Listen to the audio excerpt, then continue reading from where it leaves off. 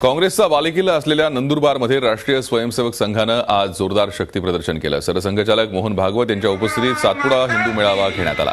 यामध्ये सुमारे 40,000 कार्यकर्ते सहभागी झाले। यावेळी भागवत यांनी पुन्हा एकदा भारतीयत्व हे हिंदुत्व असल्याचं सांगितलं। परदेशात भारतीय व्यक्ती हिंदू म्हणूनच ओळखली जाते असा दावाही त्यांनी केला। या हिंदू मेळाव्याला आदिवासी संघटनांचा विरोध असल्यामुळे मोठ्या प्रमाणात पोलीस बंदोबस्त तैनात करण्यात आला होता। तसंच नंदुरबारची बाजारपेठही आज बंद ठेवण्यात आली होती।